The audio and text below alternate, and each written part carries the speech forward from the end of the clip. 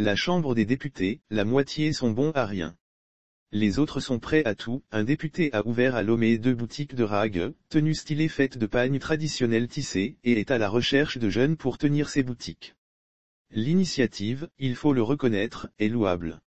Si tous les députés, les grands commis de l'État et les membres de la minorité pieuse qui ont pris en otage le pays depuis plus de 5 décennies, pouvaient mettre sur pied ces genres de structures et lancer des avis de recrutement, le pays aurait fait un grand pas dans la résolution du problème de chômage qui touche de plein fouet la jeunesse togolaise.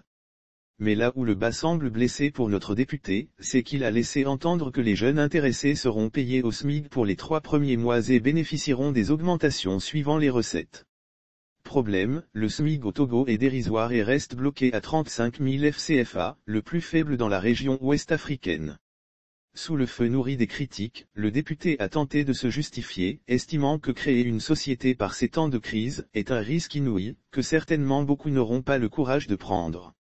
Mais au même moment où le député veut payer ses employés au SMIC, il se plaint que le parlementaire togolais ne soit pas suffisamment bien payé, comparativement aux autres pays de la région et souhaite donc une revalorisation des indemnités des élus qui s'établissent à 1 300 000 FCFA, soit 37 fois le SMIC. Sans oublier que le député en question qui est préside d'un groupe parlementaire bénéficie de plusieurs autres avantages. Quel travail d'exception font nos députés, nommés, dans cette assemblée monolithique pour exiger une revalorisation de l'indemnité parlementaire? C'est la question qui cristallise les débats.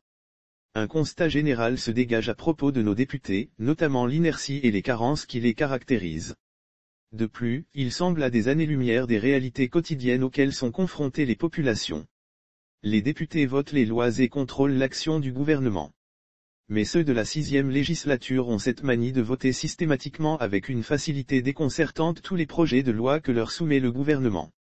On les a vus à l'œuvre, depuis la survenue de la pandémie du coronavirus, prolonger indéfiniment l'état d'urgence sanitaire. Le comble, ils se sont même permis de rallonger l'état d'urgence sanitaire de 12 mois alors que le gouvernement en demandait 6.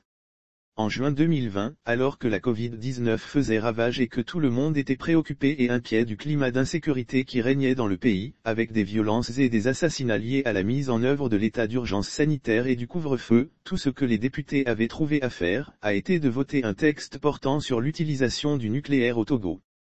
On se rappelle également qu'à leur nomination, le premier fait d'armes des députés a été de restreindre les libertés publiques et d'interdire les manifestations sous prétexte de menaces sécuritaires. Par contre, on n'a jamais vu les élus introduire des propositions de loi, ni interpeller les ministres, déposer des motions de censure, etc. Ils n'ont absolument rien fait depuis 2 ans qu'ils squattent le Parlement.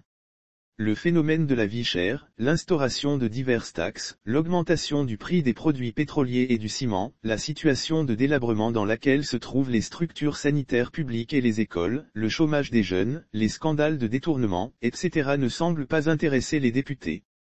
Leur préoccupation est la revalorisation de l'indemnité parlementaire.